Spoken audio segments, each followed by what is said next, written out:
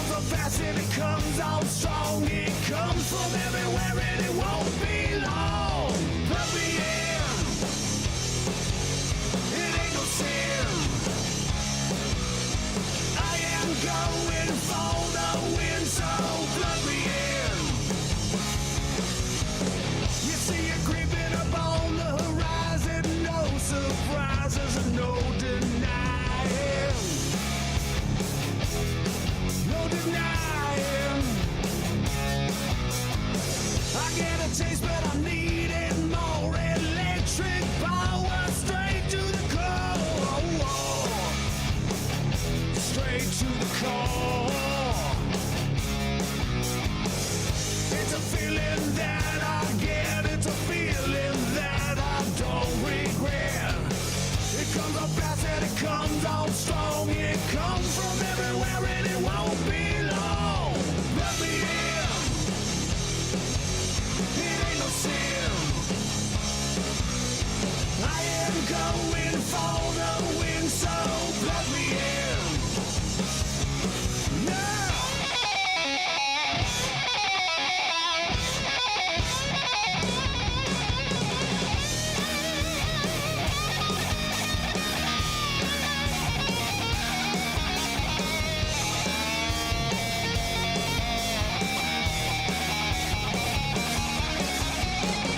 Wired up and I'm ready to go. Fire the pistols and keep your head low. Keep them low. It comes up fast and it comes out strong. It comes from everywhere and it won't be long. So plug me in. Why don't you plug me in? Come on now and plug me in. I need you to plug me in. Yeah, plug me in. It ain't no sin. I am going for the win, so plug me in. Yeah, plug me in. All right, it ain't no sin. Oh yeah, I am going for the win, so plug me in. Yeah, plug me in. The following special may contain coarse language, offensive opinions, random nonsense, ridiculous shenanigans, and passionate rants. It should probably not be viewed by anyone. Ladies and gentlemen, can I please have your attention? And I need all of you to stop what you're doing and listen. Are you ready?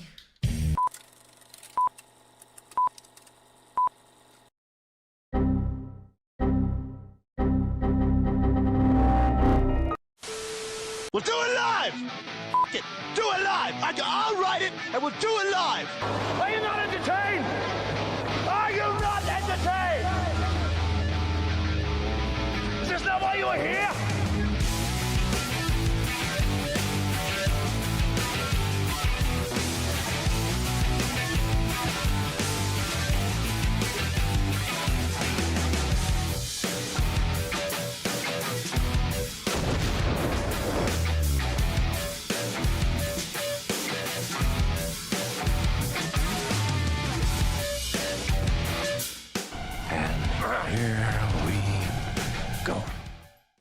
This display courtesy of the Three Moisketeers.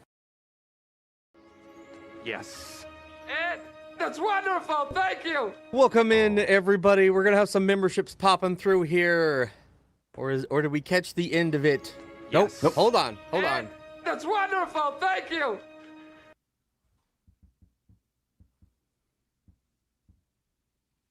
Okay. Yes. Oh, nope. Ed, that's wonderful. Thank you. Big shout out to Doug in the chat. Thank you for the 5 gifted memberships to start our day out. That's wonderful. Thank you. Is that it? Is that it? Nope. Yes. Nope. Number 5. Ed, that's wonderful. Thank you. That should be it. All right. Well, Welcome in, everybody. We are Cyber School Media. This is Hall of Fandom, and this is another episode of Behind the Ren. Welcome into our Sunday morning service at the Church of Ren as we spread the gospel of Ren all around the world. Woo, lordy. All around the world. And, yeah, it's an early morning today because we have our annual Fall Autism Kickball charity event this afternoon. So we're going to go through chapters 7 and 8 and finish that. And then if we have some time left, we will, you guys can super chat us for Ren Lore videos to watch. Nothing super long. We got a semi-hard out at about 11 a.m. our time. So we got about 2 hours here to do stuff. And, You said semi-hard? I did say semi-hard. Now, I would do little, soundboard things, but had some issues with my mic this week and the software won't detect it, but it's still somewhat working. But we have some upgrades coming from Rode because of it, so things are getting crazy around here. And speaking of upgrades, how do y'all like the new stream setup?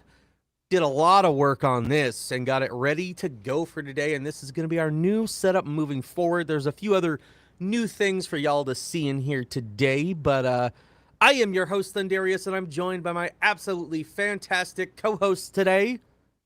Hi, I'm Shades. And I'm Dylan. And we think Ren can rap. Anyways, Period. y'all rocked with us pretty hard when we,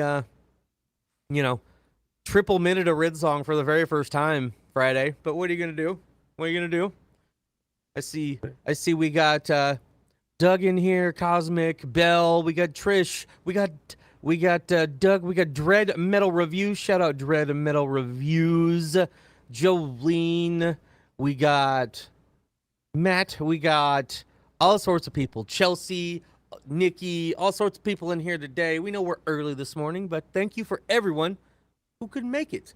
Now, just a reminder, speaking of memberships, if you have a membership, every month you get a free member message. And we have now officially... Ed, that's wonderful. Thank you. We have now officially hit 12 months. So people are going to start getting their 12-month badges. We've had memberships for 12 months. It's been a year, boys. That's crazy. Not even Crazy. Like, the craziest thing is like what we're doing in the next year, right? Like year one was like this super awesome climb and the networking that goes on like behind the scenes. Year two is going to be fucking bonkers. Yeah, we have so much shit planned that you guys have no idea is coming. Ed, that's wonderful. Thank you. Oh, see, I meant to do this. See, I meant to do this when I was talking about the 1 year member. Look at that. And then we got another member message. Where is it at? There we go. There we go. So, yeah. Guys, the stuff we have planned is insane. Y'all know that here at the end of the month, the Otis Julius is going to be kicking off a tour with DJ Starstone with Chris Webby. So we know there's at least a couple people out there who are going to be coming to Omaha for the Chris Webby show that hang out in Uncle Ray's room a lot. So we're going to be linking up with some people, which is going to be real fun. So, Yes. Ed, hey. that's wonderful. Thank you. Thank you for the 10 months. But, crazy stuff. And that's just the tipping point, guys. Y'all have no idea what's coming. There's more. I keep hitting stuff. With it. We got crazy news coming, guys. Crazy news. We cannot wait to tell you guys more.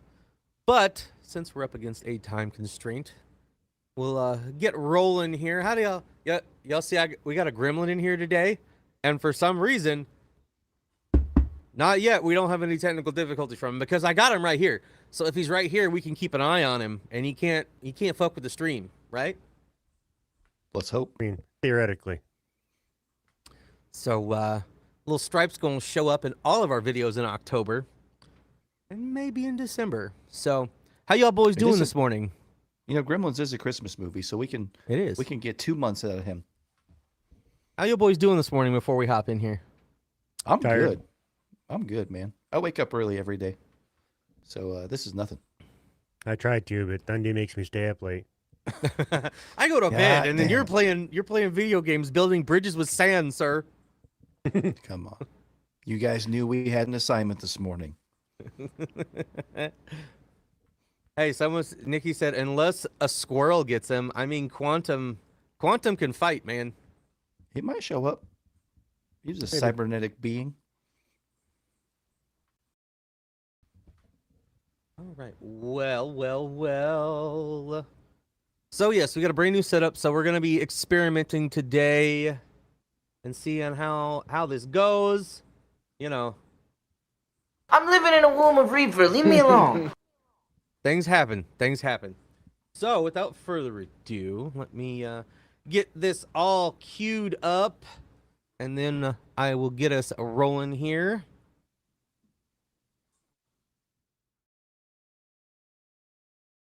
I would like to say, Matt, I see you at kickball today, right? Huh? Yeah. Yeah, hit us up if you want to come out to kickball in Omaha today and hang out.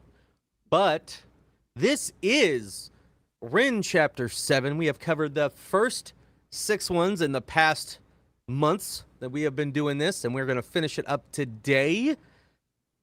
And maybe we'll have to do an edit where we edit it all together and drop it. But did y'all hear Webby on Instagram talking about finishing the album with Ren? No. Did I hear Webby in Omaha? Yeah, Webby in Omaha with the 28th. 29th is the Omaha date, I think. Yeah. 28th is in Des Moines, I think. And then the 29th is Omaha, and the 30th is Kansas City. Yes. Yes. That So is the correct. 29th, it's a Wednesday night.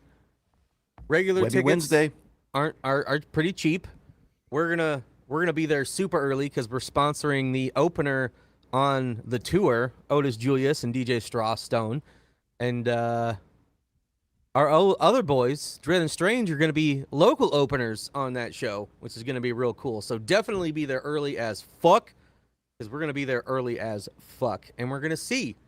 We may have just bought Chris Webby. We may have gotten him a Ren Can Rap a Little Bit t-shirt for fun, just to see what his response is. Where? It's at the waiting room. You can shoot me a message on Discord, and I can get you all the details. Webby said it was making him cry. I think it's the album in the last decade. Well, Webby said it making him cry. I don't want to cry, man. I want to have fun. All right, let's get into this. We are 15 minutes into our stream today, so I think it's time. It's time to do this. I switched it all over. We're good to go. Everybody can see it. All right, this is Ren chapter. Wait. This is Ren chapter 7.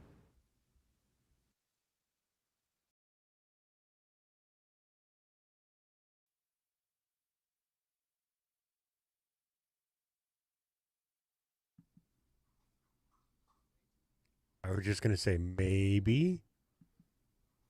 I don't even see it playing. Maybe.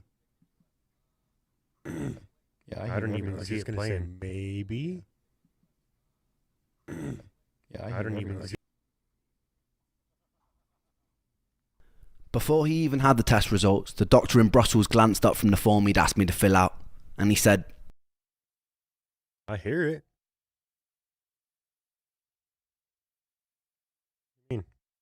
Yeah, I see it. I told y'all there was going to be some hiccups. There were some hiccups, but we made it. I think Oh, and the a only voice thing is- was the audio that was an issue. Yeah, I see Yeah. it and hear it. For some reason, because the audio's not split yet on the screen share stuff, when I window capture, I pick up both of you, but not me. I see. So, let's, all right, okay, we're going to hit play now. "You have Lyme disease. We can run the tests, but I'm certain of it." I'd heard of Lyme in passing during my hours trawling the internet, but I'd never spent long diving into it. It was an extremely rare disease in the UK that you can get from tick bites, so it never really came across my radar. I sat there, puzzled for a moment. Nope, I got to fix some stuff. Oh my God, what just happened? 4 squares. Oh, happened on my screen. yeah. All right, here we Like a go. burger. It had it Oh, duplicated screen. in here. It was duplicated. Yeah, I gotta have him fix Okay. that audio bug. Thunder, you could do it. I made it. I did it. We should be good now. Good, because we're going. I said, can I get better? Before he even had the test results, the doctor in Brussels glanced up from the form he'd asked me to fill out, and he said, "You have Lyme disease. We can run the tests, but I'm certain of it." I'd heard of Lyme in passing during my hours trawling the internet, but I'd never spent long diving into it. It was an extremely rare disease in the UK that you can get from tick bites, so it never really came across my radar. I sat there, puzzled for a moment. I said, can I get better? He said that many people go on to recover, some don't. Right. I wanted to ask him so many questions, but my mind at that moment was totally blank. The test results eventually came back, sure enough, positive for Lyme, and the co-infection Bartonella, along with many other biomarkers which suggested autoimmunity and immune dysfunction. My whole life, I'd been waiting for this moment, to have something printed on a piece of paper that showed that I wasn't actually fucking crazy, that I could shove in the faces of anyone who'd made me feel like a hypochondriac or like a head case. But when the moment finally came, I felt numb. It was hard to rejoice. I had the lingering PTSD from the psychotic meltdown the year before, which made it pretty hard to break into the realms of happiness. Instead, I did what I always do. I got home, and I took to the internet, and I researched the best ways to escape. The summer that I got sick, I spent 2 weeks camping in a small festival in Dorset. One night, me and friends decided to climb a nearby hill to build a bonfire in the woods. On the way there, the fields were full of long grass and deer. 3 people, all my age, who all attended that festival came down with ME or fibromyalgia-like symptoms over the course of the next year. One was a friend of the family who was shut in a dark room for years because the light would be too intense for him. Before that festival, he was bursting with life, a successful capoeira dancer, reduced to a zombie. Lyme disease seemed to be as much of a medical labyrinth as ME was.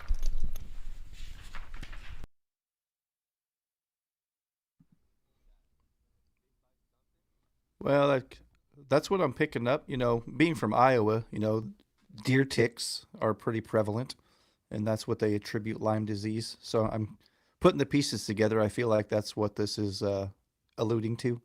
Yep, can't hear Thundy. I knew that was coming. I said, so what? Bunch of people at this festival got bit by something and got Lyme disease. Like, I know ticks can spread Lyme disease. I said all the things. Yeah. I have to split our audio in a weird way today until the software developer gets back to me with a fix with how we got to have everything set up. But the guy who makes the software that we use has been working with me on it to fix things, add things, update features so that things will work the way that I want. And he's a goat for that. And his name is also Steve. So shout out all the Council of Steves around the world.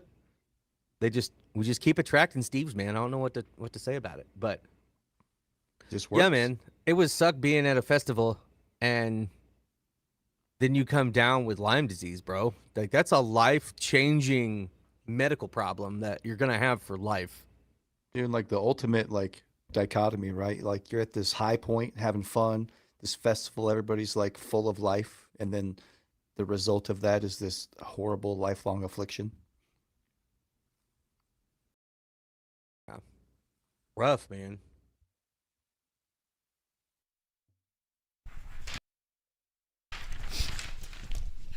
On one side, there was a whole host of specialists who believed Lyme bacteria becomes chronic, evades the immune system response, can sometimes evade testing, and leads to debilitating symptoms unless treated with a long course of antibiotics. On the other side were doctors who claimed that Lyme can't persist. It's easily treatable with a 2-week course of doxycycline, and further symptoms following that must be due to an autoimmune response triggered by the Lyme, or perhaps an unrelated, undiscovered cause. I educated myself as best I could on all theories, trawling through research papers on PubMed, conversing people in support groups, often contacting leading Lyme scientists via email or phone to ask them questions.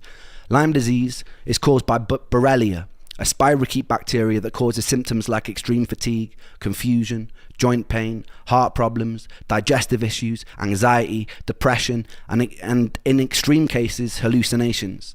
So everything was adding up. I fell down internet rabbit holes of learning how Borrelia produces outer membrane vesicles, which contain outer surface proteins which can modulate your entire immune response, essentially dampening it for its own survival. It was a truly insidious pathogen, a smart one out of a twisted horror sci-fi. There would be online groups claiming it was created in a lab in Plum Island off America and weaponized.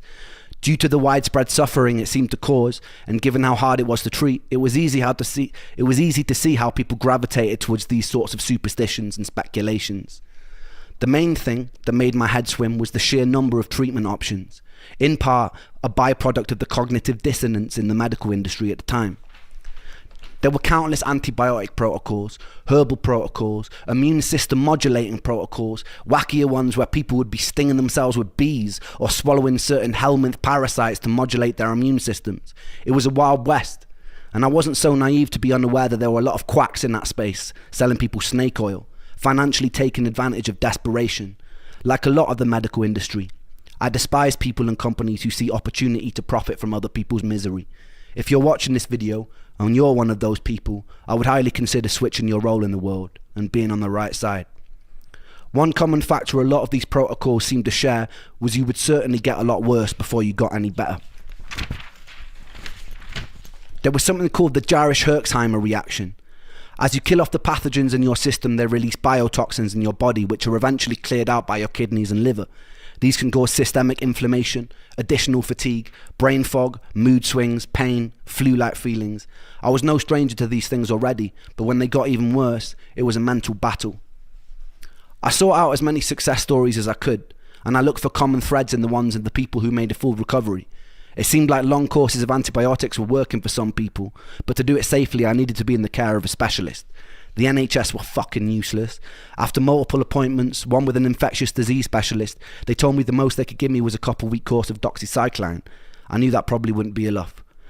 They told me chronic Lyme wasn't something that they recognised. I presented them with printouts of much of the research I'd gathered online for the most recent studies which they dismissed. One of them told me I seemed obsessed, and they asked me if I thought about getting a hobby. I fantasised about dragging him by his tie across his desk and pressing a stapler into his skull. Then I politely got up and left. Doxycycline would lead to improvements for a short time frame, and then my symptoms would come creeping back. I tried many antibiotic and herbal approaches to treat the Lyme without much luck. I tried things like Rife treatment, which is essentially running an electromagnetic pulse through your body in hopes it will kill the bacteria. I was desperate.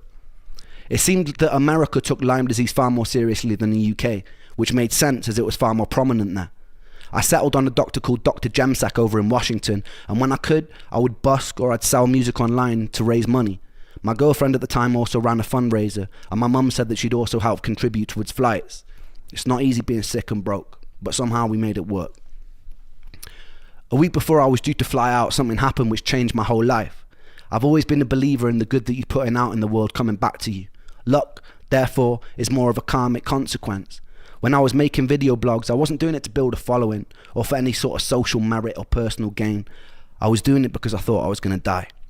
I was doing it because I wanted to feel like I'd left some sort of positive mark on the world, like I'd helped. I remember waking up one morning and going through the comment section of the latest video I'd posted, only to find a message from a British doctor who was running a clinic over in Germany in Los Angeles. He is the third and final angel of this story. He was reaching out to offer to help, and he didn't want anything in return. We exchanged messages and ended up jumping on a video call together. The angel explained that he sympathised with my story. His son was a musician, and at his clinic he'd seen firsthand the countless times the destruction that Lyme disease was causing. He explained his clinic was involved in cutting-edge stem cell procedures and seeing promising results for various autoimmune and Lyme patients. The cost of the procedure was upwards of $25,000, something that I could never afford. But he said that every year he personally selected patients to attend his clinic for free. He would offer me the treatment free of charge. All he wanted me to do was document my experience.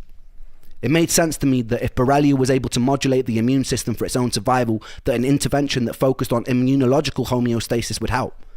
The clinic also offered antibacterial IVs targeting the Lyme and various other treatments intended to build the body back up after years of chronic health complications. I was kind of in shock.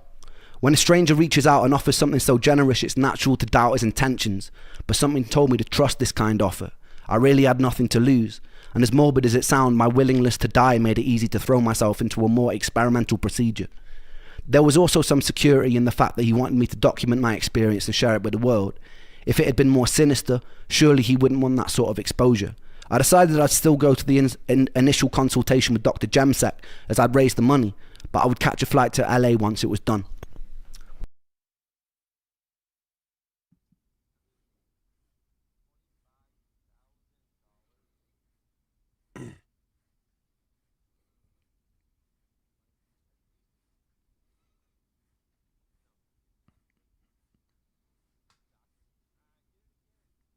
I knew this was going to happen all day today. Knew this was going to happen.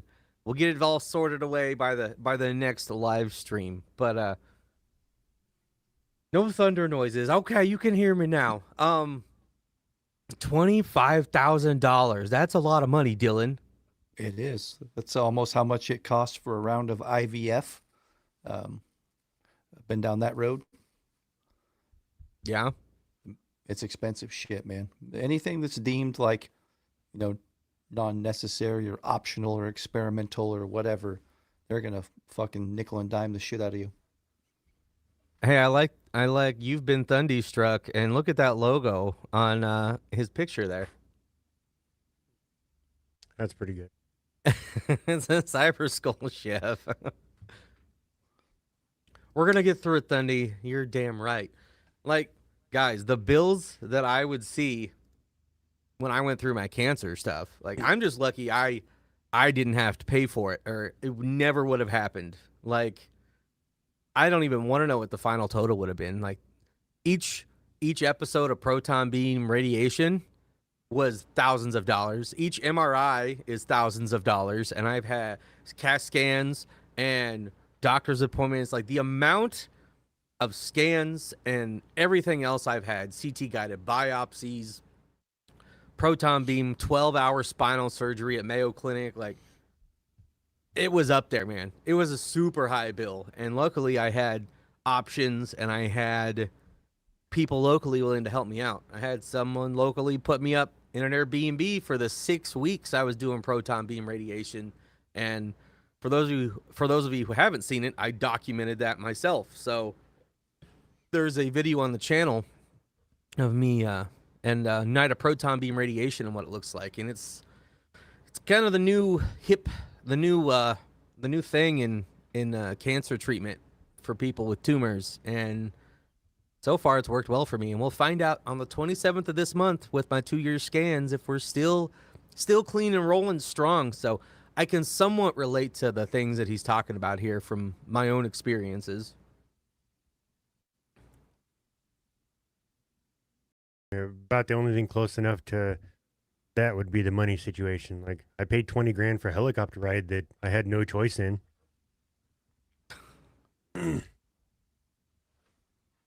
I've never been in a helicopter. I've flew in a helicopter around Sailorville Lake up in Des Moines. Been in a couple. One was not my choice, and the other one was all me. Yeah. Thank you, Trish. Earlier, did I hear him say that they thought that America released something and this is what it all stemmed from? No, that America took Lyme disease way more serious than the UK at the time. Yeah. Like I said, just the odds, the deer population, the mass deer tick population because of all the deer in America. It's a lot more prevalent here. If they would let people hunt, we wouldn't have so many deer. Hey, a lot of people kill them with their vehicles. Like me. But, yeah, I mean, it's something that wasn't even taken serious for the longest time anywhere. And in the last, 10, 20 years, it started to become a more serious topic that people are looking into. So I've known other people who have had Lyme disease through similar circumstances, and it's not fun, man. Wave of change. And we know that there's a wave of change challenge out there, or about to be, with carrying some common house potatoes. So we'll see what we can do.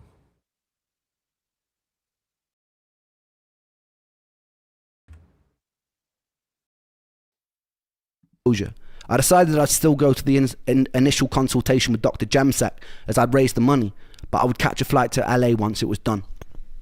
Money was still an issue. The entire treatment length was about 6 weeks, and back then I could have never afforded the accommodation for that long. I decided to hop on Facebook, and I found a Lyme support group based in LA. There, I found people going through the treatment at the clinic who were happy to put me up in their guest rooms.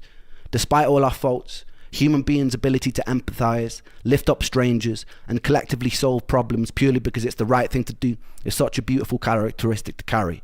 I sincerely hope that we can find ways to hold on to our own empathy and humanity as we step into the future.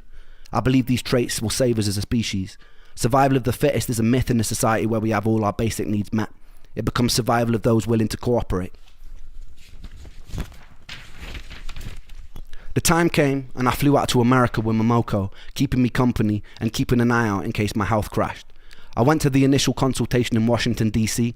They recommended that I get on a minimum of a year-long course of various antibiotics and supplements, some to be rotated. I saw this as my fallback plan if the stem cells didn't work. We then headed to LA. It was summertime, so it was boiling. The clinic was based in Beverly Hills. The juxtaposition of spending most of my life in waiting rooms that were falling apart, feeling like a defective product on a conveyor belt that's being rushed along only to be dismissed, to then go into being in what felt like a 5-star health spa where there seemed to be a genuine care and interest for my well-being, was quite odd. I was greeted enthusiastically by the doctor. He seemed a lot younger than his age. When I mentioned this, he laughed and he said it was the stem cells. As we spoke, I could see his childlike enthusiasm for what they were doing at the clinic. Stem cells were very in vogue at the time. There was also much territory to explore, and the potential of what they could offer harder to treat diseases was incredibly exciting and promising. It was hard not to feel some of that contagious excitement leaking from the doctor. He explained that because I've been sick and misdiagnosed for so long, it wasn't going to be easy. There was no magic fix. At times I might feel like giving up, but I should trust the process. So I did. When we first arrived, I was staying on the floor of a young couple's apartment. They were just starting treatment at the clinic. Fontaine was a songwriter and he was an actor. One night he asked me if I liked bikes, and then he took me out on the back of his Harley Davidson and drove at high speed through the hills surrounding LA. It was interesting talking to Fontaine about her experience. I'd found people I could relate to online, but very rarely did I meet people in person whose experience had mirrored my own. She'd also been through the ringer of misdiagnoses, medical dismissal, left to suffer, trying desperately to claw back her own life.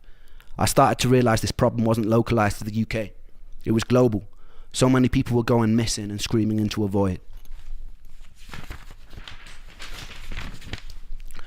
The first week at the clinic was aimed at building my body back up. I would sit for hours while various vitamins and nutrients were dripped into my body to address any deficiencies that may have occurred from years of being sick. They also offered talk therapy, lymphatic drainage massage, ways to calm your nervous system that would aid healing.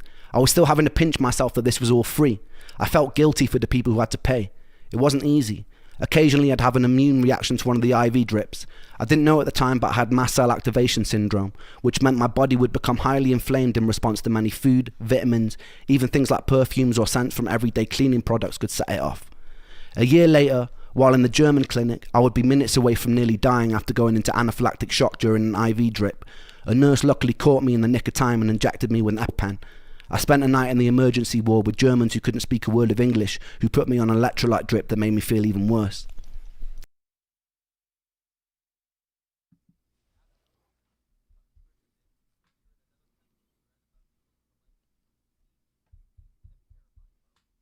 That's horror movie shit. Wasn't Guess that what? hostile? I was muted again. I said that was terrifying shit. Like it sets you off. Something randomly sets you off. You're in a country surrounded by people who don't speak the same language as you, going through all of this, and you don't even know what the fuck's going on.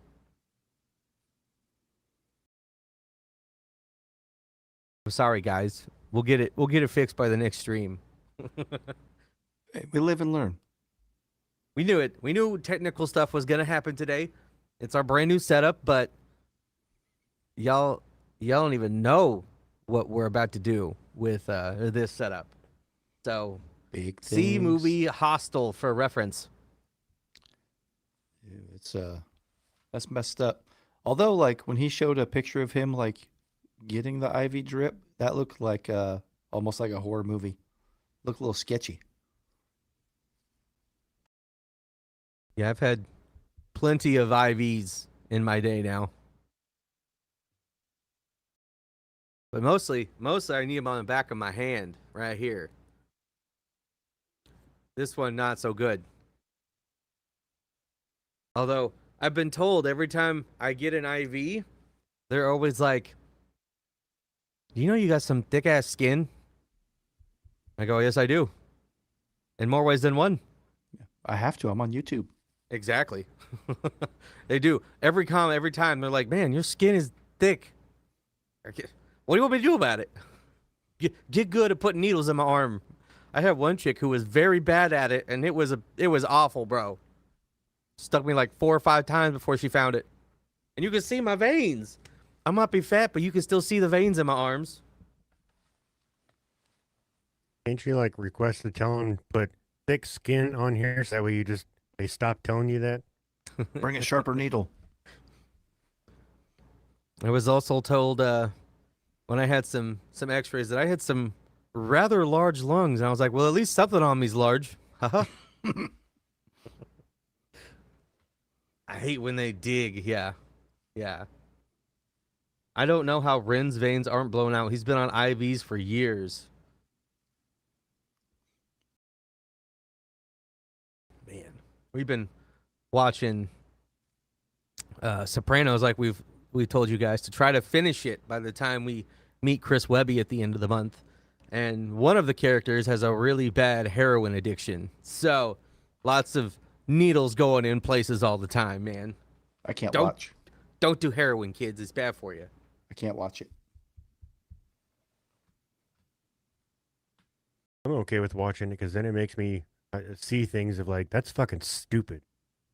Why? Now, one episode, we see some things that he has to do in that episode, and we're like, kind of see why you might wanna get fucked up. But I mean, heroin just is gonna ruin your fucking life 10 times out of 10. Yeah. Like, most hard drugs are gonna fuck your life up. Can't just do them once. For most people, for the vast majority of people, you can't just do them once. You can't get sober, though. That's why we like the purely organic green stuff instead. Cabbage? Yeah. Oregano? Jazz Lettuce? cabbage. The devil's lettuce? The devil's lettuce. The I devil's heard lettuce. if you put oregano and nutmeg together, you can smoke it. You have to use a banana peel. Oh, I'm sorry. I was putting up my Christmas tree.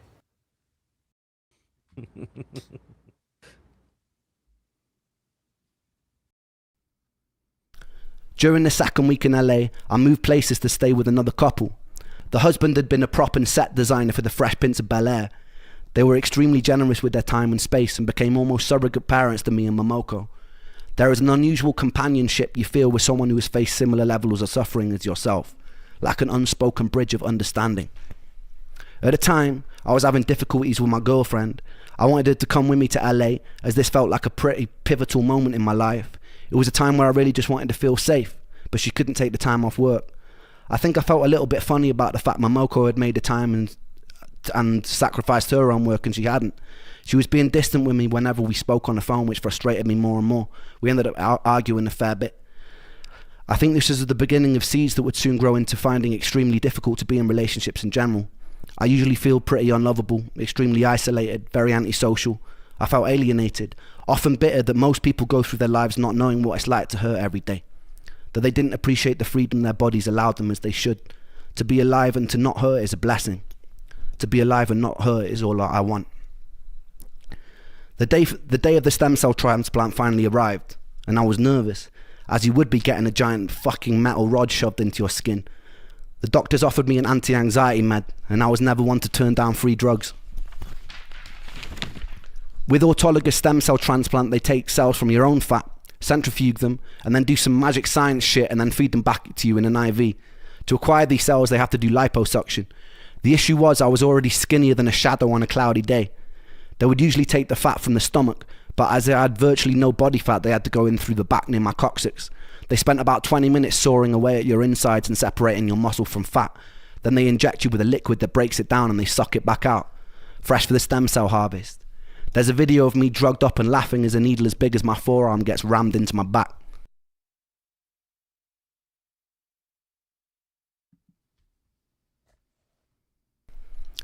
Pretty sure that's going into his back. Oh. That's gross. Oh. Don't like it. And I know Crazy. needles and stuff being stuck into your coccyx is not fun. It hurts a lot. That's why I have not had it done, and I need it done for some things. Because what's up, Steve? Steve has, the Council, the Steve leader has joined us today. But I broke my tailbone back in high school. I slipped and fell and broke my tailbone, and it healed back incorrectly, so it pushes on a nerve. And I'm just a mess over here, ladies and gentlemen. But I didn't find out all the details of that until they checked it out when I went in to get my spine checked out for the first time and found out I had a tumor. I was like, hey, can we check this out while we're here? And they said, yep. And your coccyx is supposed to like curve around a bit, and mine is straight. Oh, what's up?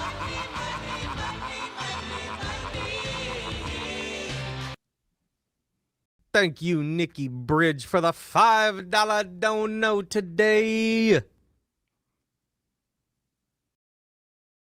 Yeah, so, you know, that's not a fun time. That's gotta be rough, man. And I got from my surgery, a big ass scar here, and I got one about like that on my spine from my surgery. So I can imagine that he's got lots of stuff everywhere.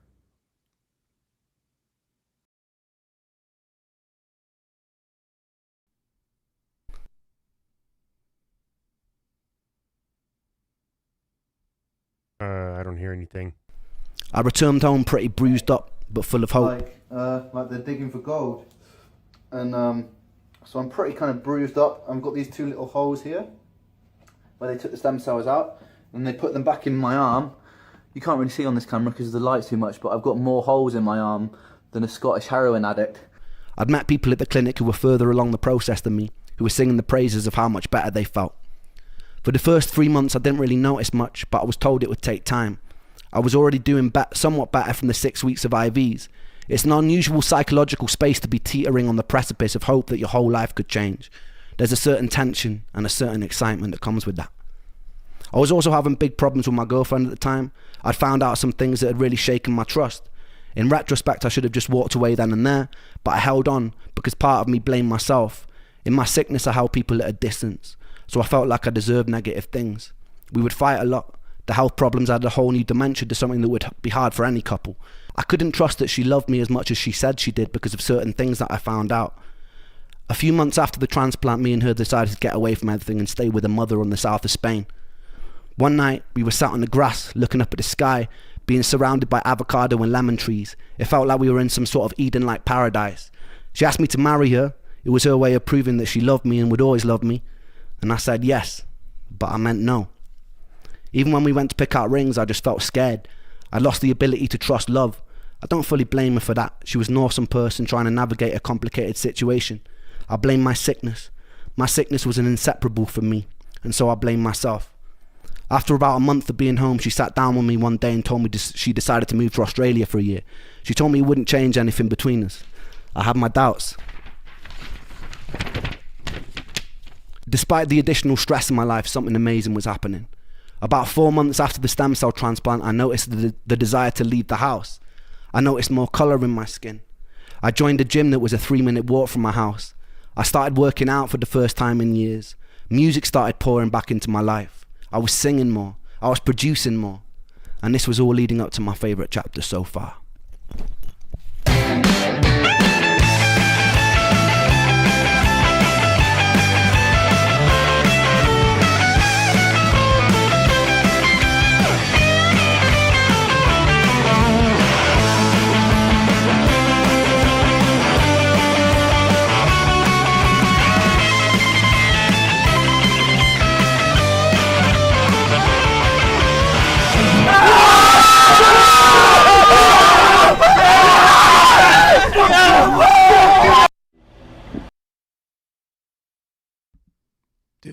That was too fucking loud. All right, now that my eardrums and my earballs are blown out. I'm angry about that, actually. That was a great edit, and then it blew out my earballs. Too much. But I mean, I was fine with it all. I don't know. Volume It sounded weird, but fucked. Well, my titanium ear bones don't like that pitch. probably not. No. Man, well, I wonder what song we're about to get out of him today on here. We'll wrap this one up when we get through this song. Just got a message from Mr. DT. The homie DT, Good Life The Records. homie. That's how metal sounds sometimes. Doug, do I have to fight you? Earballs, yes, my earballs. I know metal, Doug. Metal. If y'all haven't watched our Lyric Noel video from last week, y'all are fucking up. It's good shit. That's right. Now, if I could only stop him from interjecting his impolite self into my dreams, well, what are you gonna do? I didn't quite get back from Sunday lunch in time. That's okay, you're here now. We are finishing up Chapter 7 as we go. Lyric does not sound like that. Okay, well, No. yeah. Lyric is a beautiful songstress. Yeah, we got to, we're working on getting some people to come work at the shop for us so we can make a trip down to Texas. Speaking of metal, check out the band Of the Skies at your local music repository or streaming platform Yes. of your choice. So I will say, Of the Skies, they're like my favorite people. Kevin and Chris, Dustin, Jake, dude, Ben. Those guys are just like sweet dudes. Those are the homies. I want them to have Sometimes. all the success. If you leave a metal concert without tinnitus, was it really a metal concert? I wear ear protection now. That's where I'm at in life. So I mean, I you leave have feeling a good. serious reason to, though. So Yeah. Hearing protection enables me to keep doing this thing I love. So, yeah, it helps. All right. Well, should we hear what he has to what he's gonna play here today? Let's rock out.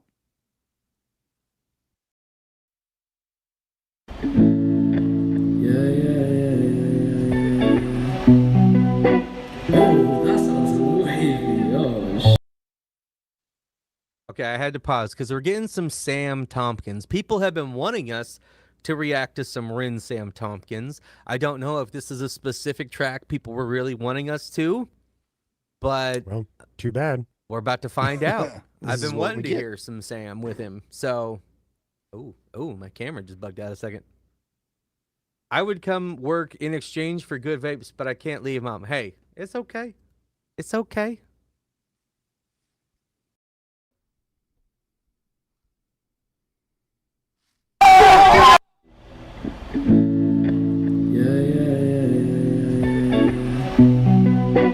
oh, that sounds wavy. Oh, shit. It's like I don't work. No. No flame to spark my glow. My Nike's laced in dirt. Shit. I feel like I'm treading on my own soul. My headphones only working on the left side, but I try to live the right life. My eyes wide and I strive to stop my demons gripping from the inside. This road is dark and I can't find the batteries for my flashlight. I'm blind-eyed and outside.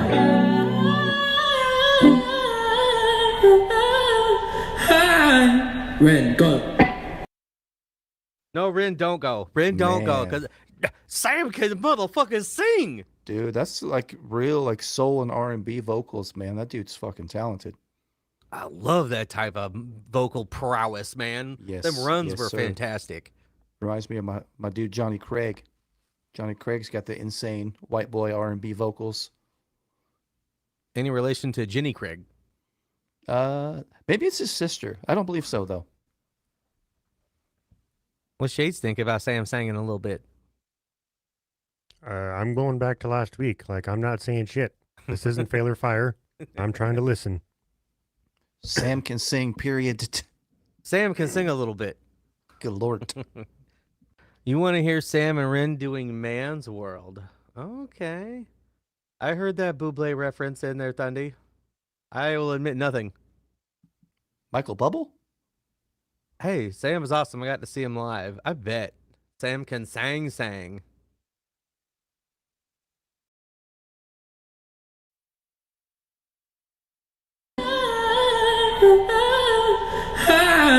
Ren, go.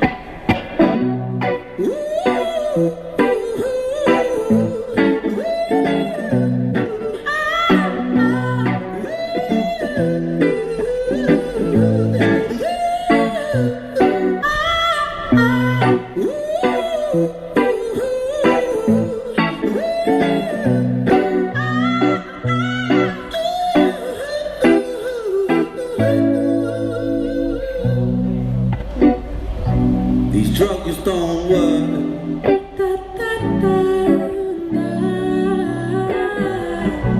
The pain, it takes control. Blood-stained shirt.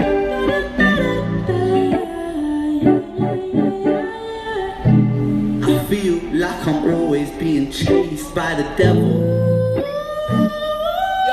Yo, I try to talk, but I can't seem to get my spoken words right.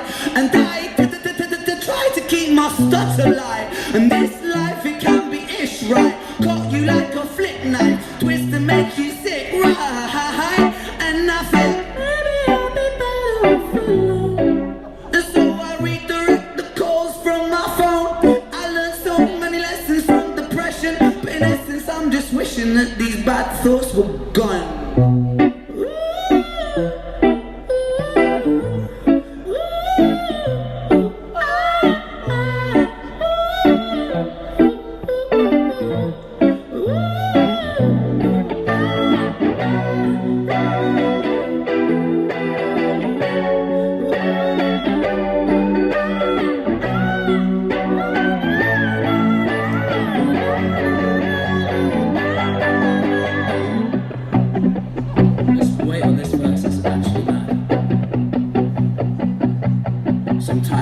Sometimes it's when it's like time is against me. In my mind I kind of mind, yet though my mind it tortures me. But I shine, cause when I shine it's like my shines, they set me free. And I rhyme, I shine so bright, these rhymes come out of me. Times I bleed, times I crawl, times I slip, times I fall. Times my back's up against the wall, so hard that the whole building could fall. Times I bruise, times I break, times I'm true, times I'm fake, times I'm waiting for the moment when the forward is to open and just swallow me for goodness sake. I think I'm gonna break cause the ache in his face. I'm awake in the world full of days. In the way, wait at the world, don't wait, we make mistakes when it's all at stake.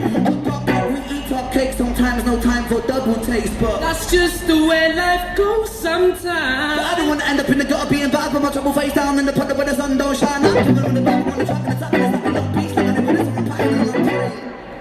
Oh Lord, take this pain away.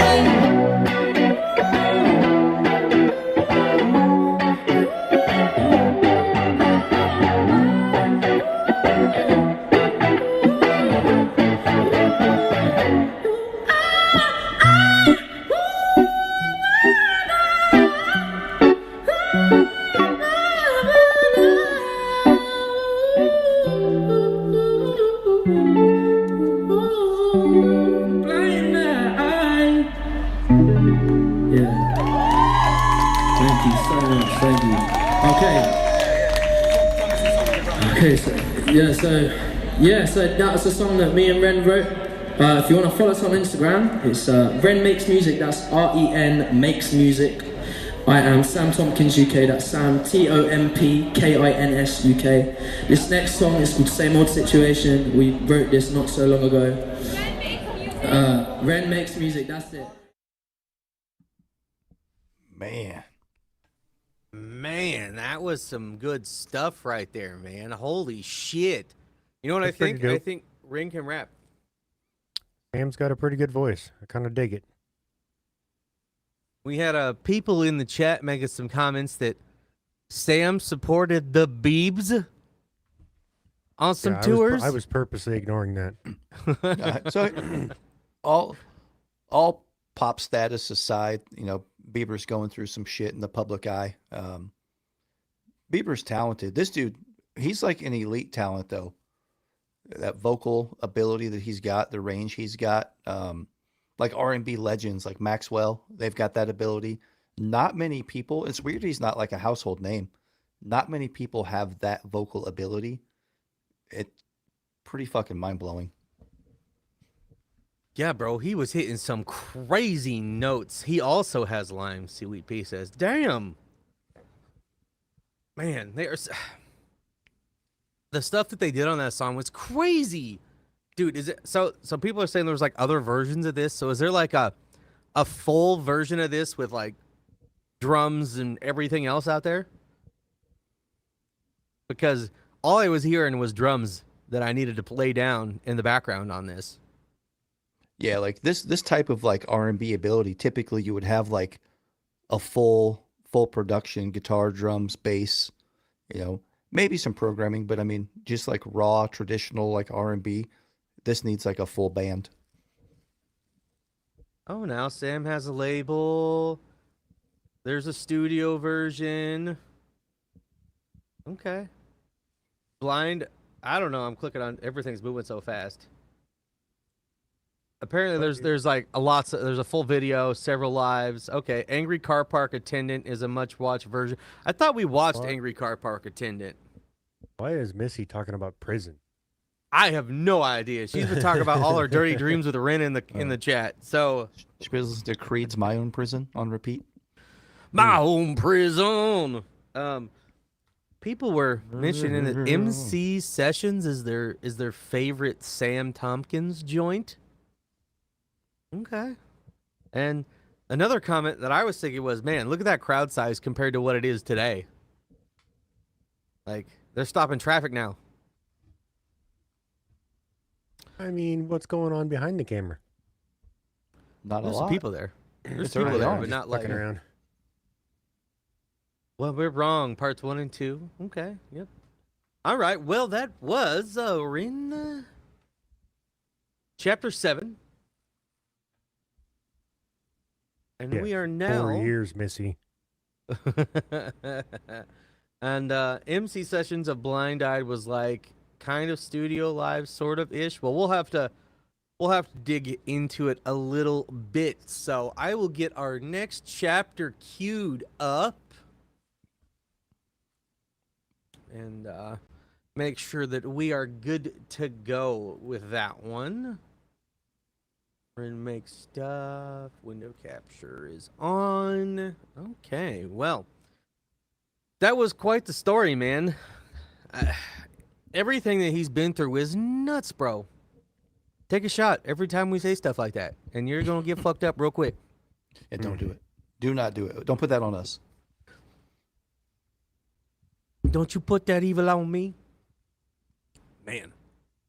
Well, we've gotten through that, and it is now 10 a.m. We have a 1 hour left, so we'll see how long chapter 8 takes. It's 16 minutes. We'll see how much we pause and talk about stuff, and then we'll see where we're at after that. So people were bringing up, you know, our Ren Can Rap a little bit t-shirts. So I'm going to do a merch plug right here in our intermission. You can go to cyberskullmerch.com and get you a Ren Can Rap a little bit t-shirt. Couple different versions. And you can go get our limited time Halloween 2025 logo editions that will only be available through the end of October. And you can get something real cool. Then we'll have a winter edition that will be dropping in December. And Dylan's got his tomato-proof gear. So I don't have the shield on today.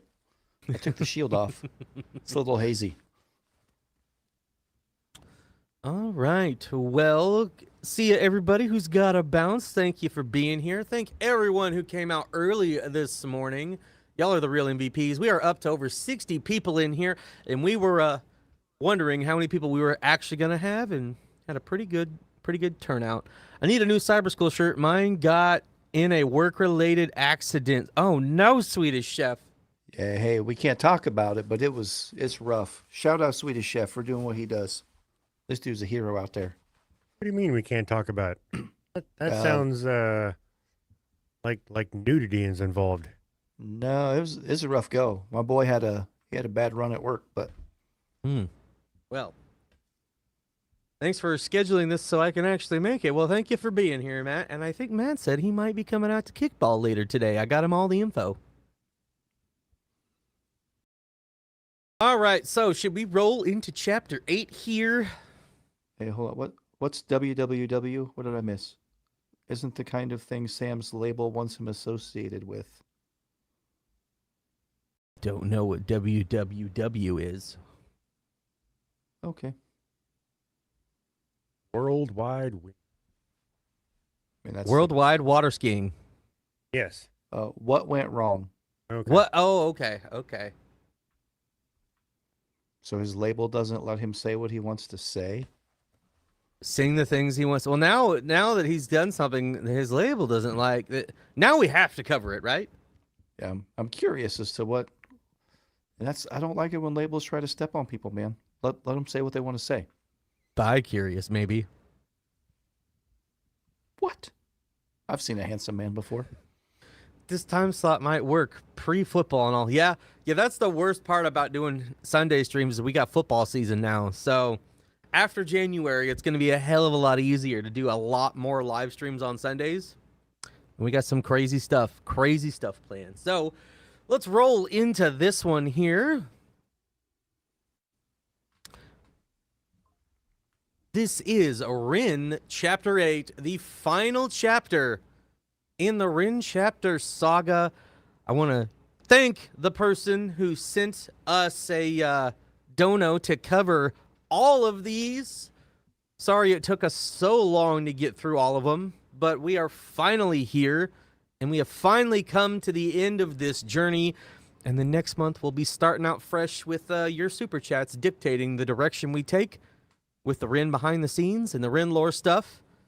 And so we can get a further understanding and appreciation of this man and everything he does.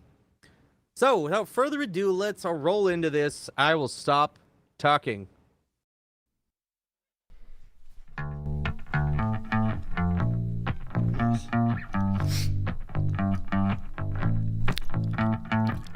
I was sat in a cafe across from a strange French man in a suit. I had to decide over a 5-minute drink if this was the man that I was going to live with for the next year of my life. That was the lettuce man. That's the lettuce man. Uh-huh. Sorry, I got excited. The next year of my life. A week before, I've been sat in the same cafe with a Polish man. My friend Luke had put me in touch. Me and my girlfriend had decided to separate houses in hopes it would fix our crumbling relationship. The guy seemed pretty chill online, and so I'd already agreed to move in with him. This was just a little informal meet before we did. A few minutes in, I instantly regretted everything. He told me a story of how the week before he'd come home drunk, and he'd pissed all over his own living room, and was in hysterics about it. I laughed nervously, taking a sip of water as I imagined a future of watching Netflix shows near a carpet that stank of piss. He then went on to tell me a story of how this girl that he'd liked had rejected his advances, so he'd, in his own words, grabbed her by the pussy and she slapped him. He wasn't sure if it was going to work out between them. I was certain it wasn't going to work out between them. I didn't laugh this time. I made an excuse and I left. When I got home, I messaged him, making up a lie that me and my girlfriend had patched things up and she'd be moving with me instead. I had a week to find a new roommate. I was, for all intents and purposes, a loud little bugger. I'd often spend unhealthy amounts of time making beats, so the person that I moved in with needed to be able to tolerate noise. I found this Facebook group called Brighton Bands and Musicians and I posted on it. It went something like this. Hi, I'm a noisy person and I'm looking for another noisy person to live with. Enter the Frenchman. He'd moved from France in hopes of kick-starting his music career. He was working in a restaurant and busking on the streets whenever he had time. He was, for the better part of the word, eccentric, and at first I couldn't quite place him. The bar was set extremely low by the carpet-pissing sex offender though, so the Frenchman could have probably told me he was part of an extreme terrorist organisation and I'd probably said, "Great mate, when can you move in?" The house was only meant for 2, but in true cheapskate style we found a third housemate called Tom, who was probably one of the funniest people I've ever met. Tom would go on hour-long rants about how Nicolas Cage is the world's best actor. I said, put the bunny back in the box. And he makes a compelling case too. Dig me some Con Air. Man, Nicolas Cage. Love that man. My son's his biggest fan. He loves Nicolas Cage, unironically. Oh, me too.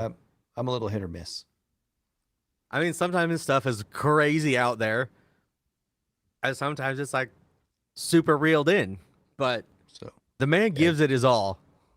His Wicker Man is the worst movie of all time. Oh, it's so bad. So the bees? Not the bees. So for every movie he's done, there's that one that always like ground him a little bit.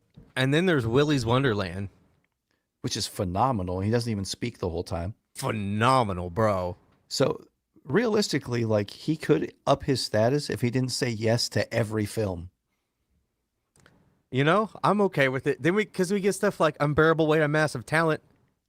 Right. So the law of averages works out in his favor a little bit. I mean, if you do 100 films, you're bound to accidentally make like a majority of them decent.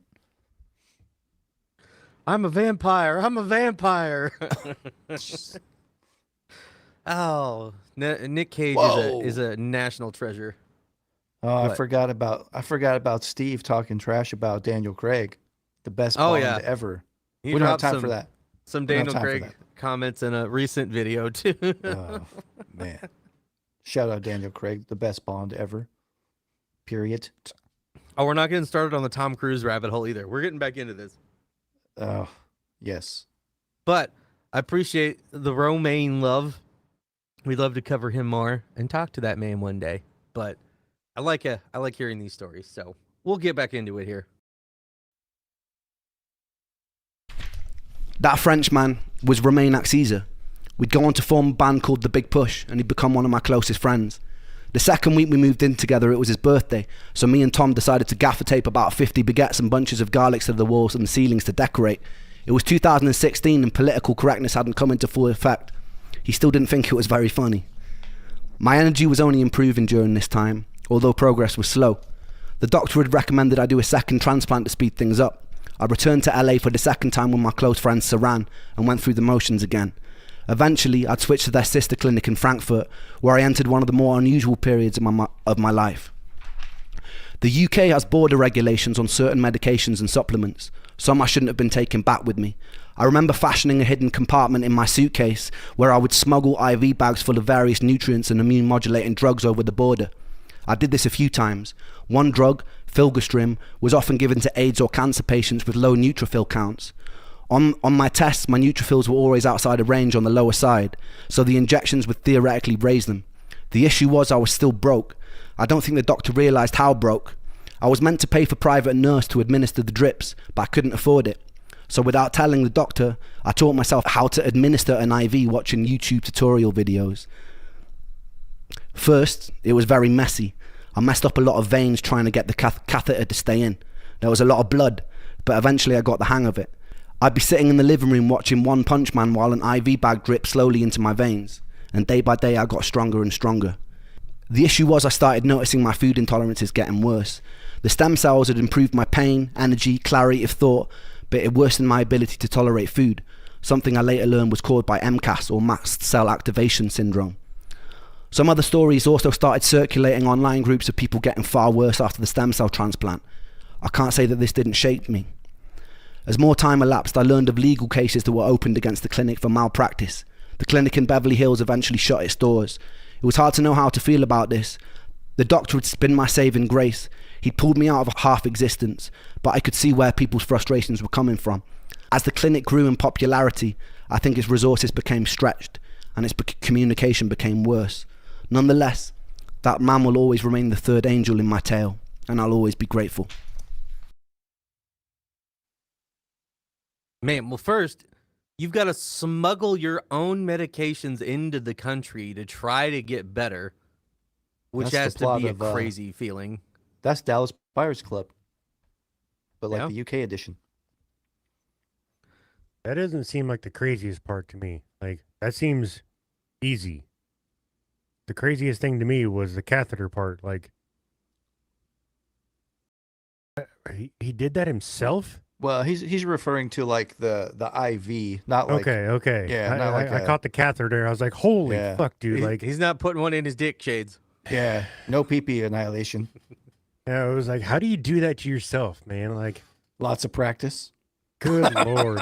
I mean, I've had a catheter, and it's like I didn't have a bad time with it or getting it removed because I was so doped up on heavy medications, heavy morphine type shit that I didn't feel nothing, man. But man, I wouldn't want to do it myself. But then having to IV yourself, and like, I grew up hating needles because I was poked with them so much when I was little because I had a real weak immune system. And then I got to the point where I got poked with so many needles between my mouth stuff going on and all of my cancer stuff that they don't bother me anymore. I kind of dull to it now.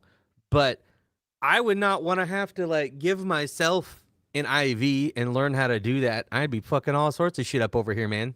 Yeah, I couldn't do that. I mean, I think I could do it with ease, but it'd just be the 17 or 18 times of fucking it up before I got it right. Everybody be like, all right, we need to have an intervention. You're clearly a heroin addict. And I'd be like, no, I'm not. Man. And then after all of this, like, the treatment that's helping you in certain areas is also making it harder to just eat anything. And then the doctor and the place you were going is getting sued for malpractice, and you're just like, I can't imagine the mental things going through all of this, let alone the physical. That place did look sketchy though. Like, I know it did wonders for him, but that picture of him in their office looked super suspect. I mean, experimental shit.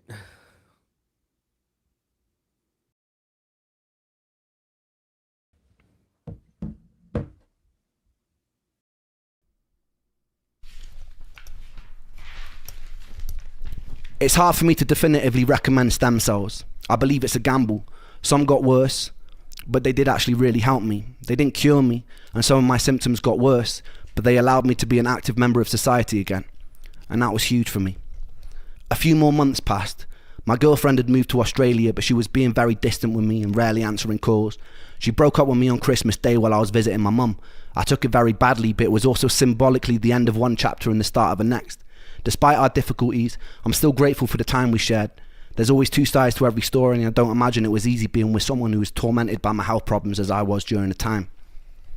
I returned back to Brighton, and then I started living. For the first time in years, really living. Me, Romain and Tom would throw parties nearly every night. I didn't drink or do drugs, but I was high on being able to participate. I felt like I was living in Brighton for the first time in my life.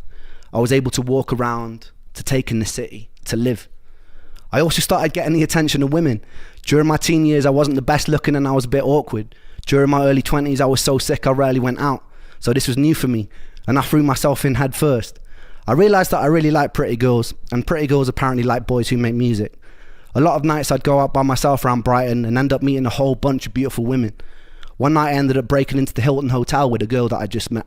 We managed to get onto the roof, but we were chased down the flights of stairs by security. We ended up having sex on the beach at 2 in the morning while the tide came in. The parties we throw would get crazier and crazier. There'd be times where everyone was half naked by the end of the night. I find myself in strange situations where I was having sex on a living room sofa with 2 girls while some random dude sat smoking a joint on a nearby table.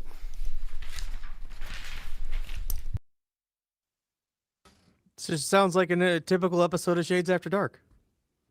See, like, we shouldn't go there.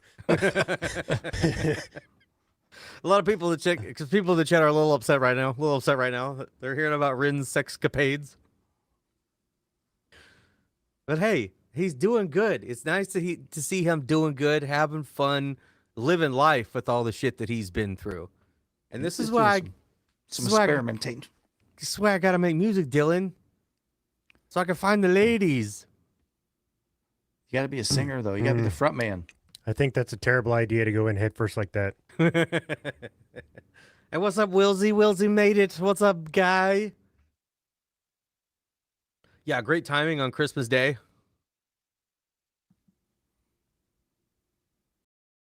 He just needs to share the love around. Well, it's nice that he's getting to have some fun here. We'll see if we end on a high note or a low note here today.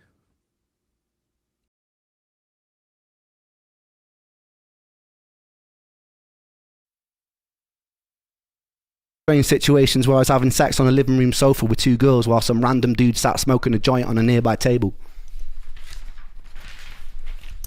I noticed this guy who was a friend of Remain's who kept passing out on our sofa.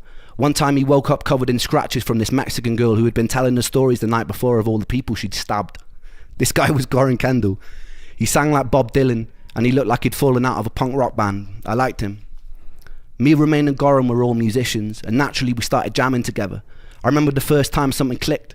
We were at Goran's house with an Australian girl I'd been seeing and her friends. The night before she'd gotten drunk and tried to strip me naked during an open mic night at the Fiddler's Elbow. I was pretty willing and we both ended up in our underwear being kicked out in fits of laughter. We decided to start working out 3-part harmonies together. We figured out a cover of Octopus's Garden by the Beatles. And not to blow our own horns, but it sounded fucking brilliant. I remember someone walking past the house and hearing from outside, and they started to clap. Eventually the three of us would busk on the streets together. We all busked separately so it made sense. Back then, I'd occasionally drag a kick and a snare drum out with me in a wheelbarrow, and I'd drum while Goran and Remain played and sang. We would always have people come up to us and they'd ask for our band name, and we never had an answer. We came up with this genius idea of forming a band. Genius. One of us said that we should be called the Three Hats because there was 3 of us and sometimes we wore hats. One of us said, nah, that's shit. Eventually we settled on... As long as they're not wearing those hats indoors, they should be fine. Oh, that's a terrible band name. We should name our channel the Three Hats because we all wear hats sometimes. Hey, that guy probably unsubscribed to us by now. He thought he had it all figured out. If you guys took your hats off indoors, you'd probably have 10,000 subs by now.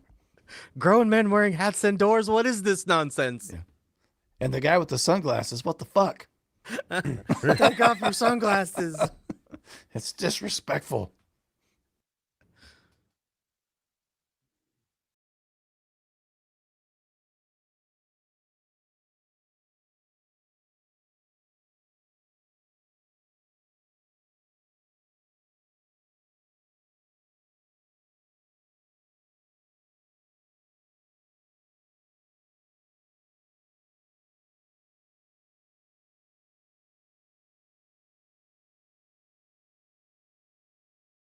Hey, no sound.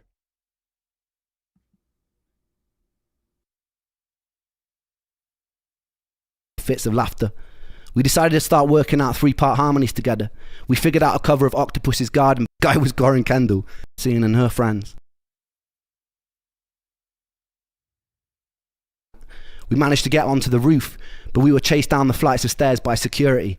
We ended up having sex on the beach at 2 in the morning while the tide came in. The parties we throw would get crazier and crazier. There'd be times where everyone was half naked by the end of the night. I'd find myself in strange situations where I was having sex on a living room sofa with 2 girls while some random dude sat smoking a joint on a nearby table. I noticed this guy who was a friend of Remain's who kept passing out on our sofa. One time he woke up covered in scratches from this Mexican girl who had been telling the stories the night before of all the people she'd stabbed. This guy was Goran Kendall. He sang like Bob Dylan and he looked like he'd fallen out of a punk rock band. I liked him. Me, Remain and Goran were all musicians and naturally we started jamming together. I remember the first time something clicked. We were at Goran's house with an Australian girl I'd been seeing and her friends. The night before she'd gotten drunk and tried to strip me naked during an open mic night at the Fiddler's Elbow. I was pretty willing and we both ended up in our underwear being kicked out in fits of laughter. We decided to start working out 3-part harmonies together. We figured out a cover of Octopus's Garden by the Beatles. And not to blow our own horns, but it sounded fucking brilliant. I remember someone walking past the house and hearing from outside, and they started to clap. Eventually the 3 of us would busk on the streets together. We all busked separately so it made sense. Back then, I'd occasionally drag a kick and a snare drum out with me in a wheelbarrow, and I'd drum while Goran and Remain played and sang. We would always have people come up to us and they'd ask for our band name, and we never had an answer. We came up with this genius idea of forming a band. Genius. One of us said that we should be called the Three Hats because there was 3 of us and sometimes we wore hats. One of us said, nah, that's shit. Eventually we settled on the big push and we got tighter and tighter. As my energy increased, I was able to do more and more. We play about 5 nights a week in various pubs and bars in Brighton for shit money. On Saturday we'd get out onto the streets and go busking. There was just one problem. I was proper shit at drumming. The universe eventually provided us with a handsome bearded Irishman and everything fell into place. I loved those boys. We were in truest sense a rock and roll band. We got banned from playing at a few venues because we'd occasionally get carried away and break a bit too many things on stage. I got a lot of bills for microphone stands or charges for paint jobs where I'd sprawled the big push over the walls in permanent marker pen. Life was a bit like a movie. My ambition at the time wasn't to be in the greatest band of all time or to have any kind of success. I was just so relieved to be alive and play. So every day felt like a victory. Despite this, I was still carrying a lot of symptoms with me. The pain in my legs never stopped. The buzzing in my feet never relented. My vision was still blurry. I'd still get days where I was so foggy that it was hard to communicate.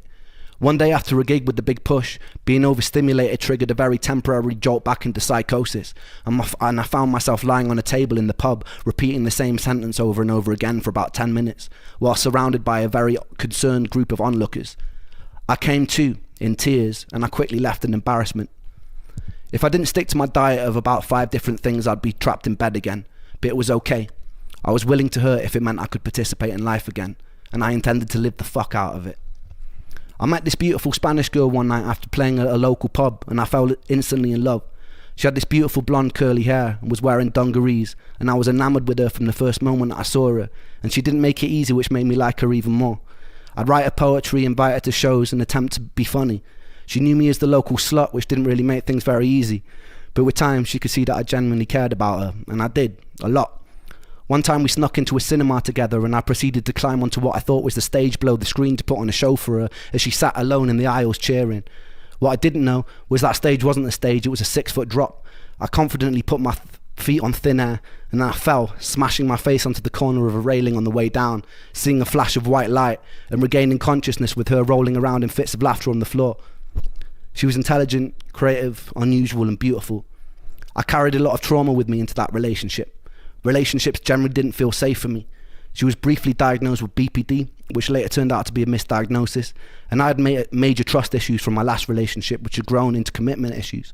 It was a bit of a recipe for disaster, but we loved each other very intensely and very dysfunctionally until we couldn't. I wish I'd been able to surrender. It was a bit Sid and Nancy, very dramatic to say the least, and I won't get into it for her sake, but it was beautiful, and I loved her very much. It taught me a lot. I learned that the echoes of the past had shaped me into something that I struggled to be. I envied the people who could jump into relationships and feel safe or content. I wondered if it was because I had to watch my mum and dad fighting till their marriage crumbled when I was a kid. If it was because I'd learned as a child that I had to be independent because external love was inconsistent. I wondered if it was because I'd been too late to save Joe. I wondered if it was because I was forced to live most of my adult life in isolation. I wondered if it was to do with my past relationships. I didn't know, but I felt confused and I felt angry with myself. I knew I wanted to surrender to love, to feel truly worthy of it, but every time I tried I feel discontent and unsettled, like the security of love was something I wanted to escape. The thought of ending up in a white picket fence house with my perfect family felt like prison. After 8 long years of being tethered to a body in pain, I wanted to be liberated from any sort of attachment. Any sort of predictability of the future after a life of torturous monotony made my stomach feel like I'd swallowed cinder blocks. When I felt someone's love, I had to fight the urge to run and keep moving, but paradoxically still desperately wanted to be loved. And I loved to love. And I loved her. That discontent was something that stuck with me, and it hasn't made relationships easy. Around 2018, I'd reconnect with Sam. He was in his 20s now, so I felt far less weird about hanging out with a teenage boy. During this time, we wrote a few songs together. Blind Eyed, What Went Wrong, and Same Old Situation. All bangers, by the way. It was April and we were shooting a video for What Went Wrong. We were using my friend Josh's car and there was a scene where we needed a smashed up bonnet. But it went outside of the budget we had to pay for the video, so me and Sam decided to go busking to raise the money. I promise what follows is the truth. We never rehearsed Blind Eyed live before, but while we were out on the street, I turned to him and I asked if we should play it. I started playing the first chord that made sense without even thinking. It started in B minor in this kind of reggae way that was totally different to the original recording. Somehow, it was totally fucking magic. The whole street stopped.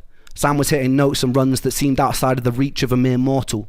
Luckily, Sam Perry Falvey, who films the videos, was with us, and he captured the whole thing on camera.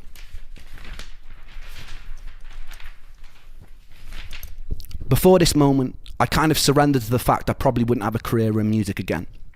I was doing it for me. I was doing it to celebrate being alive. The week after the video shoot, me and Sam decided to go busking again because it had felt so good. Someone filmed us covering a version of Vera Hall's Trouble So Hard. Trouble so hard.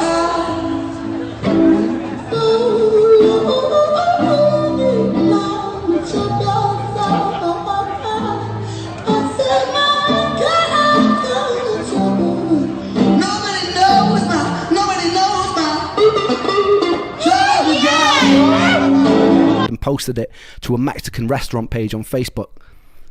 It was the first thing that I'd done since returning to the land of the living that went viral, and it went very viral. It started being shared everywhere by millions of people. 2 weeks after that, another cover of us performing was circulating the internet. That went viral too. By the time we released the busking version of Blind Eyed, the internet went crazy. My social media following started exploding. People like Elton John were talking about us on the radio. People would fly in from all over the world just to watch us perform on the street. By the end of summer 2018, we were shutting down entire high streets because of the volume of people coming to watch us perform. There was something magic about the synergy of me and Sam that stopped people in their tracks. We were being tagged in videos from all over the world of people listening to Blind Eyed. People were listening from war zones, from rocket launch sites, from deep in jungles. It was surreal, and it was incredibly affirming. It was a second chance, and I didn't think I'd get a second chance. The shared out with Sam was special. A lot happened after that. More love, more heartbreak, more health complications, more healing, more setbacks, more parties, more medications, sold out shows, frustrations with the music industry, betrayals, theft, friends lost to addiction. My health would take me on more journeys into foreign countries, #1 albums, awards, a pandemic, meeting idols, making money, losing money. But I'll save all that for another time. It's fitting that this story ends here. Trouble So Hard by Vera Hall has always resonated with me very deeply. She was the daughter of a slave, navigating a hostile 1940s America, something I'll never be able to relate to. The pain and simplicity of the line, "Don't nobody know my troubles but God," was one that seemed universal to all struggles. And it was a line I was always deeply connected to. If there is a God, I want to thank you for giving me the resilience to be able to sit down here and to tell my story today. I hope it's far from over, and I hope that this is just chapter 1. Thank you, everybody, for giving me the space to share my story with you. For everybody still in the dark, trust, hope, and dare to dream that you can get out of it too. I love you all, and thank you for supporting me like you have.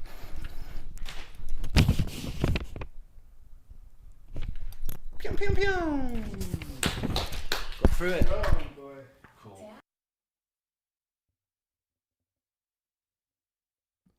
That's it. No music. No song in this one. Well, we have completed chapters, and there's some stuff to talk about there a little bit. There's some stuff to talk about a little bit.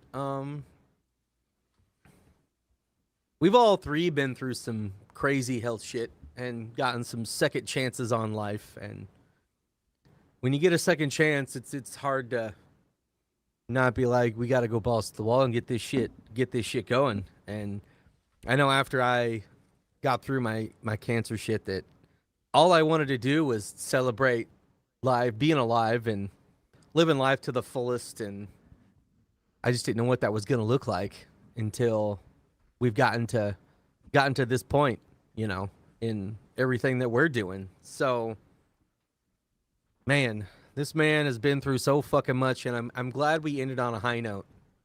And we know it's been a roller coaster for him ever since shooting these, but it's crazy seeing, everything he went through to where he is now and what he all has coming. So, and welcome in, Jorge. Welcome in, Jorge. Yeah, any other comments, you guys, on the chapters or anything as a whole, or this last episode? I like that it ended where it did. on some upswing a little bit. He mentioned things have happened, losing money, different record deals, things like that. But yeah, I like the fact that this wraps up with some lifelong friendships and some positivity. Yeah, I liked that it ended on a high note. I was kind of hoping for a song / video too at the end, but what do you do? Can't have it all. Man, we are very appreciative of this man and his music, and all of you guys that have come with it. So I'm glad we did this, and I'm glad we did this. Matt, we have done Troubles. Yes. I was going to mention that. I thought we did. Yes, we've done Troubles. And speaking of some Vera Hall coverage, Little Hurricane has a song called Natural Blues that has some of that in there, and it's fantastic. Y'all should definitely check that one out. But well, that was Ren Chapters. We have come to a close on this journey, and we are looking forward to seeing where we go from here. Thank you very much for that donation to cover this. And that's it. That is Chapters all wrapped up. Closing that book and moving on to the next one. All right. Well, I think I'm just gonna...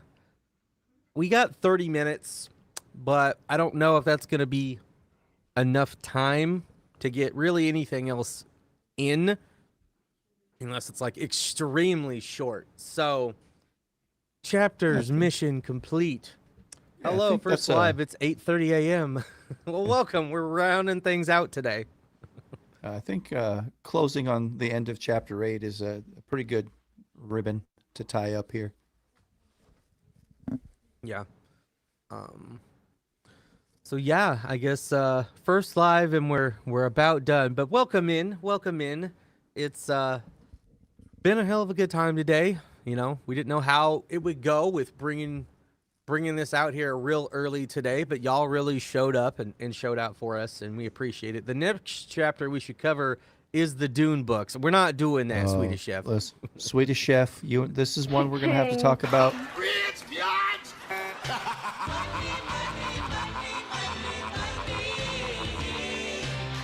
Ren and Sam Tompkins earned it. Would end it extremely well if you wanted a great song to end it to. Well, the only problem is if we have to fill out copyright stuff afterwards, because it's going to claim the stream right away, which is why we don't cover music on here unless it's in a Chapters video, because those don't seem to get claimed. But I guess otherwise we can't determine the placement of ads, and on these streams YouTube just throws like fucking hundreds of ads on this thing, millions, until we get the claim released, and then I have to be able to go in and clean it up, and we're going to be very busy today. Ooh, and we got autism awareness kickball today. We can definitely save that and do it another time for sure. Just keep us reminded about it. But thank you for the dono. Yeah, I definitely want to hear more Sam Tompkins, so we'll definitely do it. We have done the House Potato Challenge video. We've done several of these. I need to go back and like I've said 1,000 times, maybe update the thumbnails with what's in the video. But yeah, we do have kickball and a lot of things we got to do before we get going up there. So I guess we can chat with you guys a few more minutes here if you guys got any questions or anything you want us to talk about before we roll out of here. But how y'all liking the new setup? I think it's beautiful. We're real excited. We're going to be able to get a lot of people on here at once. So we've got some real cool stuff planned. Are you guys going to do really cool people? We do. We got some cool shit planned that you guys are going to want to show up for. I know it's not going to be a lot of Ren stuff, but it's going to be a lot of cool stuff with a lot of small label and independent music that we're doing. A lot of local stuff, a lot of other things. There's some other artists that Ren has made music with that have said that they would come on when we were ready. You guys should probably already understand who those people are. So you guys should do the house potato challenge. A few reactors are doing the house potato challenge. Okay, somebody shoot me a DM on the details of all of this and how we can make this work, and maybe we'll try to figure it out. We'll have to get some potatoes. Deb did in the Discord, sir. I mean, I know she put the video in from that guy, but I'm not. I need to watch it again. I watched it once, but I don't remember what like the rules are and all of that. What like the constraints around it. What we need to do to be part of the whole entire thing. So I need to rewatch that video. Old potatoes. I don't know. Yeah, but like when are we gonna do that? Is really the thing, and we're gonna need some help, I guess. We can do that in like an hour and a half. And we got a lot of shit coming up. We do. I don't know. We're trying to plan a live stream with a couple artists that y'all know. Well, Otis Julius. We're trying to plan something with him since before the Chris Webby tour kicks off. But if it doesn't line up, we'll have him on afterwards. And we're trying to plan some other stuff if we can figure it out this month. But it's a crazy month we've got coming. So we might be able to level out some more of these live streams after October's over. But yeah, we have not done his cover a heart-shaped box. Make all independent art forms great again. Hey, that's what we're trying to do. I'm trying to blow up all my friends' bands on a major scale. Yeah. Hey, Matt, don't feel too bad. You can come be our cheerleader if you don't want to play. Yeah, you can still come hang out. You don't have to play. I know there's going to be some teams that are short people that they've said, so yeah.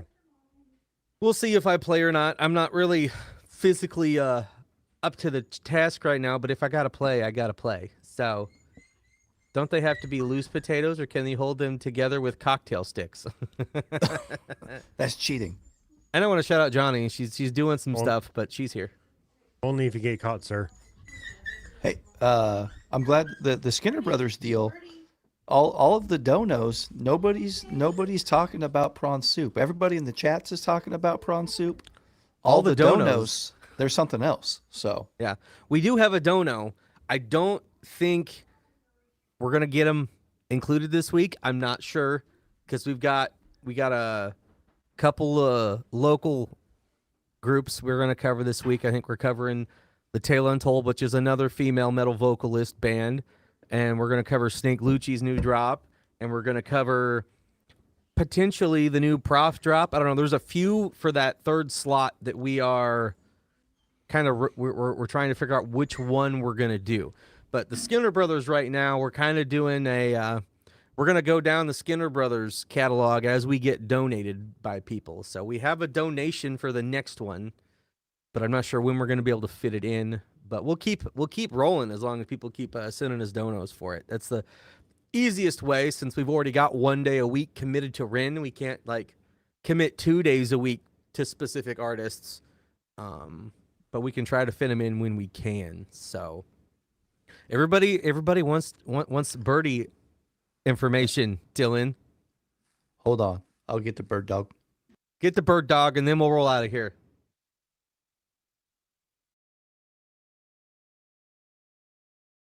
I vote for the third block we dedicate to the greatest man ever, Tim Curry. I watched some Tim Curry stuff with his band recently because it popped up in my YouTube the other day.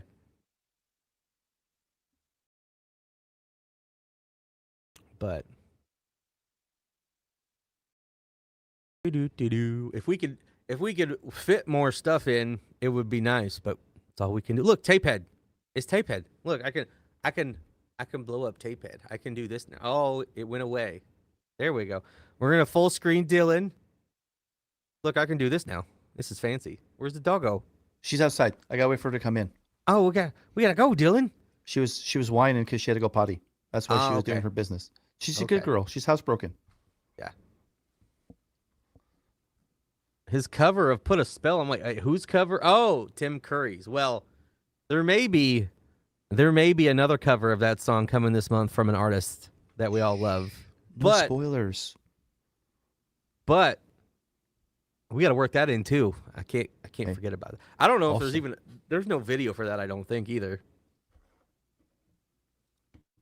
When Of the Skies drops their next single, Hello World, it will be the most monumental reaction from me ever. Yeah, we're gonna have to get the spray bottle for Dylan. What's up with the best thingy? What's that? Oh, the vest? Vest thingy. Oh, this is high fashion. So this official brand, I'm not paid to endorse them. They make my favorite chest bags. And so I do have a little pouch here. I can carry all my stuff. It does have a hood. It also has a zip-on, like a face shield, which just for fun. But and so sometimes that people can't throw tomatoes at your face. That's right. So here's a big deal, right? This thing, hey, I love windbreakers. Everybody knows this. I profess my love. It's just the coolest fucking fashion accessory. It's hot as fuck right now. It's been like 90 degrees in October in Iowa. So what if I wanted a windbreaker with no sleeves? So this is what I have here in my vest. And then I got a little spaceman. All the cool shit. Yep. Just got my ring and wrap shirt on. I'm ready. I'm ready to get to this kickball tournament today. There's another one that'll be coming up in the spring. Dylan hates kids with autism, so he's not going to play kickball today. My youngest is autistic, asshole. So why aren't you coming, Dylan? And well, family biz. You bring the whole family, Dylan. Man, so much pressure. Is that dog done going to the bathroom yet? No, we might have to postpone her. I can put her in the Discord, and everybody can go see my doggo. Okay, well, let me throw the Discord link in. Y'all can hop in the Discord. He'll post some. I didn't spell it. I put a space in there. And y'all can go see here the. She is. Oh, here we go.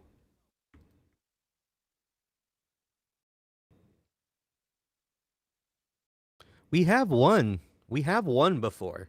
Our team has taken first place in the past. Look, his tape head. Oh, doggo! Getting so big. He's like, I have no idea what's going on right now. She saw herself on camera and she was like, what the hell? I want to be famous. Who is that dog? Yeah. Who are you? That's Tool. I knew where you were going with that. Maybe. It is. All right, well, thank you, everybody. Yeah, fanny packs. Fanny packs. I called it Not chest bum rig. bags. Chest rigs. This is the new thing. Chest rigs are high fashion. Maybe. In Dylan's world. Hey, I bet Ren would wear one. Maybe. But Possible, yeah. He loves nylon. He loves it. I seen it. well, we're gonna roll on out of here. Thank you, everybody, for being here today and bearing with us and showing up early and showing out for us. This was a blast, even though, Ren's been through some shit, but we're glad that he's here and it's made him who he is today. So without all of that, we wouldn't have the man and the music that we have today. So thank you, everybody. We will keep you guys updated on what we've got coming next as far as live streams. Next month's Behind the Ren will be back to our regularly scheduled programming where your super chats dictate the direction that we go during the show. And we may be having some more guests on with us in the future. So this week we've got a full slate of videos lined up. It's Wicked Ways for Ren on Friday. And so see a couple of you out there in the Omaha at the All Play Sports Complex kicking some balls around. And we'll see the rest of y'all this week in our videos. And anybody who wants to hop in the Discord, I'll probably post some pictures and stuff today of what's all going on. So, everybody, thank you very much. You boys got anything else to say before we wrap this bitch up with a bow and send it on home? No, this has been a fun Sunday morning. Yep. Thanks for all the likes. I was going to talk crap on it because I only seen 8 likes on the video, and then I pushed refresh, and now we have 77. So thanks, guys. Keep up. Hell yeah. Hell yeah. Keep up. Hell yeah. All right. That's all we got for you lovely people today. We will catch you in the next one. Bye-bye. Go Mariners. Win the World Series. Hey, go Chiefs tomorrow night. Yeah. Yeah.